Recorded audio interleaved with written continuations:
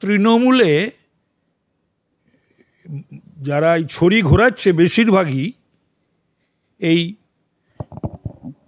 কেষ্টমণ্ডল মার্কা। পুলিশকেও আমি বলি হারি যে এই পুলিশ উর্দির মর্যাদা, নিজেদের মর্যাদা, পরিবারের মর্যাদা, ওদের গোষ্ঠী তুলে, মা তুলে, বোন তুলে, তারপরে চুলের মুঠি দিয়ে মারতে মারতে আনবে কি বলেছে আর কি বলেনি। তাকে বলছে যে তার বাংলো থেকে চুলের মুঠি ধরে পুলিশ অফিসারকে বার করে মারতে মারতে নিয়ে আসবে। তারপরও এই বাংলার পুলিশের এই অবস্থা দেখে আমার করুণা হয় এবং লজ্জা হয়। পুলিশ পরিবার এবং প্রাক্তন এবং বর্তমান পুলিশের যারা অফিসার, আইপিএস এবং নন আইপিএস, তারা ভীষণ ভীষণ ক্ষুব্ধ। আমি এই রকম ক্ষোভ আমি ইতিপূর্বে শুনিনি বা দেখিনি। তাহলে তো মুখ্যমন্ত্রীর বিরুদ্ধেই ব্যবস্থা নিতে হয়। কবির সুমনের বিরুদ্ধে যে ব্যবস্থা নেয় না, সেটা একই কারণ। মমতা ব্যানার্জির নিষেধ থাকে তাই নিতে পারে না বা নেয় না। কেন নেবে না? কবির সুমন কি মানে ল অফ দ্য ল্যান্ডের ঊর্ধ্বে? যা খুশি সেই বলে যাবে আর তার বিরুদ্ধে ব্যবস্থা নেওয়া যাবে না? প্রতিদিন হাইকোর্ট সুপ্রিম কোর্টে চপেটাঘাত খাচ্ছে, গালে থাপ্পড় প্রতিদিন, তাতেও লজ্জা নেই। যোগ্য চাকুরিহারাদের পাশে আমরা ছিলাম, আছি, থাকবো। শুধু তাই নয়, না, সমস্যা হচ্ছে কি, ও তো বড় বড় কথা বলাতে বিশ্বাস করে, আর মমতা ওকে বীর বলে, বীর। এখন এরম ধরনের অবস্থাতে পড়লেই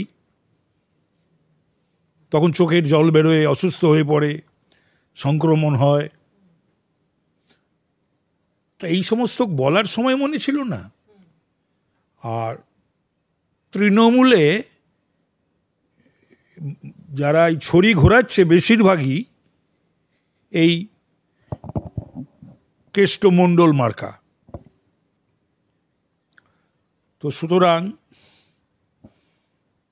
এবং কেষ্ট অনেকেরই ওপরতলার, অনেকেরই হয়তো দুর্বলতা, অনেক কিছু হয়তো জানে টানে।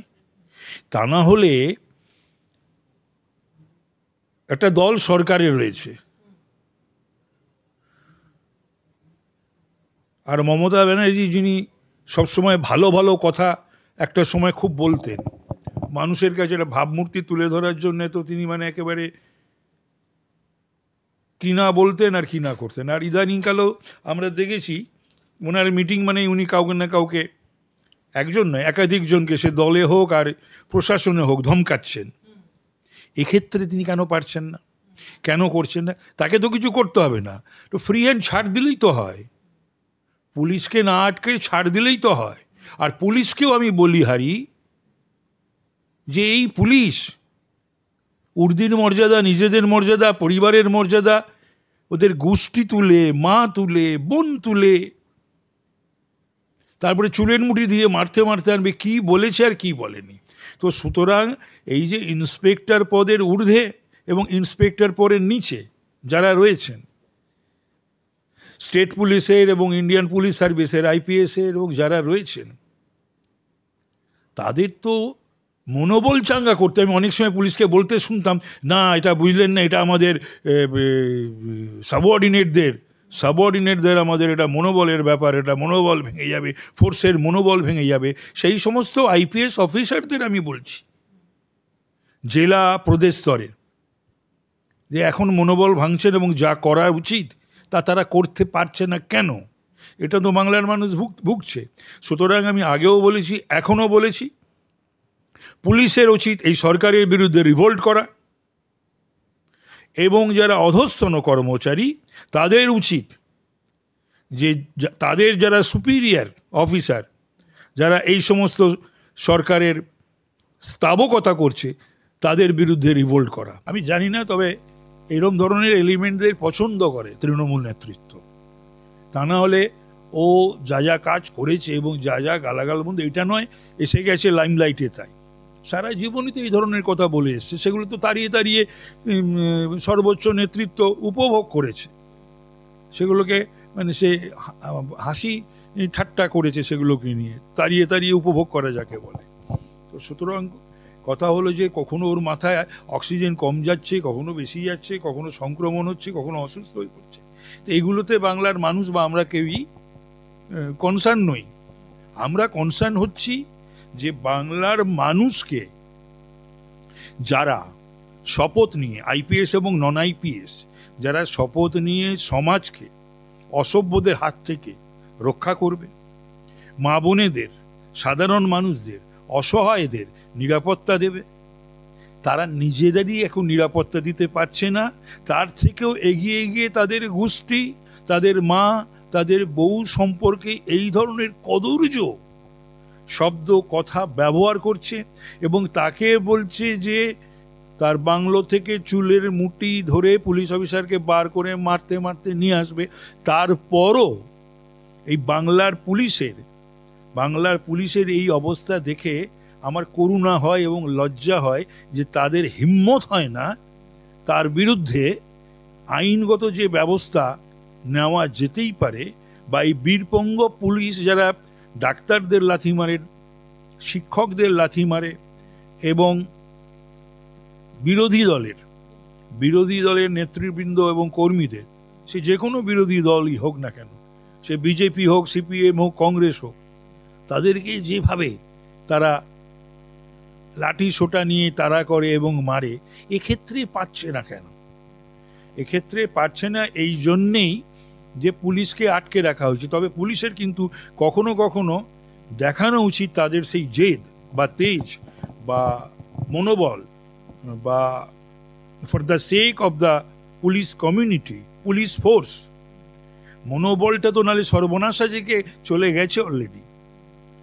বাংলার কলকাতার পুলিশের মনোবল তো কোথায় গিয়ে দাঁড়িয়েছে আমরা সকলেই জানি, কিন্তু রসাতলে চলে যাবে যদি পুলিশ এই ঘটনার প্রেক্ষিতে, যদি মানুষ যা চাইছে এবং যে ব্যবস্থা কেসটার বিরুদ্ধে নেওয়া উচিত সেটা যদি না নেওয়া হয়। নিচুতলা উপরতলা সব পুলিশের কাছে, এটা কলকাতার পুলিশ, এটা বাংলার পুলিশ, এটা আমাকে মেনে নিতে হবে। এরকম কলকাতার পুলিশ বাংলার পুলিশ কখনো দেখেছে? কলকাতার মানুষ বাংলার মানুষ এই ধরনের? না এর আগে কোনো সরকার ছিল না? না কলকাতার পুলিশ বা বাংলার পুলিশ ছিল না? আমরা এই ধরনের নির্লজ্জ বেহায়া পুলিশ ফোর্স দেখিনি, যারা নিজেদের মা, স্ত্রী এবং গোষ্ঠী সম্পর্কে জঘন্য, অশ্রাব্য এবং যা প্রচার অযোগ্য যে সমস্ত ভাষা ব্যবহার করার পর সেই পুলিশের ওপরে আমাদেরই বা বাংলার মা বোনেদের, নিরীহ মানুষদের, অসহায় মানুষদের, ভদ্রলোকেদের এই পুলিশের ওপর কি করে আস্থা থাকে? লিটন হালদার আইসি হিসাবে ঠিক না হয়, তার বিরুদ্ধে যদি অভিযোগ থাকে সেগুলো আগে ওঠা উচিত ছিল, ডিপার্টমেন্টাল আগে তার বিরুদ্ধে ব্যবস্থা নেওয়া উচিত ছিল, করা উচিত ছিল। এই ঘটনার পর যদি হয় তাহলে পরে সেটাকেও কিন্তু মানুষ দেখবে যে এটা কেষ্টকে বাঁচানোর জন্যেই যেন করা হচ্ছে। তবে পুলিশের মধ্যেও তো বিভিন্ন ধরনের ভালো মন্দ এখনও পুলিশের মধ্যে, এই বীরভূম পুলিশ, কলকাতা বা বাংলার পুলিশ, এই ঘটনাটা প্রচণ্ডভাবে আমার যতদূর জানি, আমার কাছে কথাবার্তা হয়, জানি যে পুলিশ পরিবার এবং প্রাক্তন এবং বর্তমান পুলিশের যারা অফিসার, আইপিএস এবং নন আইপিএস, তারা ভীষণ ভীষণ ক্ষুব্ধ। আমি এই রকম ক্ষোভ আমি ইতিপূর্বে আমি শুনিনি বা দেখিনি। সেটা আমি বলতে পারবো না, তবে এটা আমি বলবো যে সরকার বা যদি পুলিশ মন্ত্রী সেরকম ধরনের কোনো নির্দেশ থাকে, আইপিএস অফিসারের বকটান করে বলা উচিত যে একটা করতে পারবো না, রিভোল্ট করা উচিত। আর যদি আইপিএসরা, সে এসপি থেকে এসডিপিও, এসপি থেকে ডিজি পর্যন্ত, IG, DIG, CP, additional CP, joint CP র্যাঙ্কে, তারাও যদি অধস্তনদের থানা পর্যায়ে যদি অফিসারদেরকে এরকম ধরনের কোনো নির্দেশ দেয়, তাদেরও উচিত রিভোল্ট করার, প্রতিবাদ করার এবং রিভোল্ট করার। তার কারণ হচ্ছে যা খুশি করাবে এটা মেনে নিতে হবে এবং নিজেদের মানে জন্মদাত্রী মায়ের সম্মান রক্ষা করতে পারবো না, আমার জীবন সঙ্গিনী, গর্ভধারিণী থেকে শুরু করে আমার স্ত্রী, আমার মেয়ে, আমার বোন, এদের সম্মান আমি রক্ষা করতে পারবো না, পুলিশ পরিবারের সম্মান রক্ষা করতে পারবো না, তাহলে হোয়াট ফর? আমি কি করতে পুলিশ? আমি কেন পুলিশে যোগদান করেছিলাম? এক পেশে সরকারও এবং পুলিশও শর্মিষ্ঠা পানোলির ব্যাপারে এটা করলো, খুব ভালো কথা। কিন্তু প্রশ্ন হলো, ফিরহাদের বিরুদ্ধে ব্যবস্থা নিয়েছে, সিদ্দিকুল্লাহর বিরুদ্ধে ব্যবস্থা নিয়েছে, হামিদুলের বিরুদ্ধে ব্যবস্থা নিয়েছে, হুমায়ুনের বিরুদ্ধে ব্যবস্থা নিয়েছে, এমনকি স্বয়ং মুখ্যমন্ত্রী পর্যন্ত বিধানসভার ভেতরে এবং বিধানসভার বাইরে তিনি দুধেলো গাইদের কথা বলেছেন। তিনি বলেছেন যে একটা বিশেষ সম্প্রদায়ের মানুষ যদি আন্দোলনে নেমে যায় সামলাতে পারবে তো? এই রকম ধরনের বহু কথা তিনি বলেছেন, এবং যার পরিণতি হিসাবে আমরা দেখেছি যে মোথাবাড়ি, যার পরিণতি হিসাবে আমরা দেখেছি শামসেরগঞ্জ, ধুলিয়ান, এবং সবচেয়ে বড় কথা এই রকম ধরনের তিনি, এবং ঈদের রেড রোডের নমাজের ওখানে গিয়ে তিনি আমাদের হিন্দু ধর্মকে গন্দা ধর্ম বলেছেন।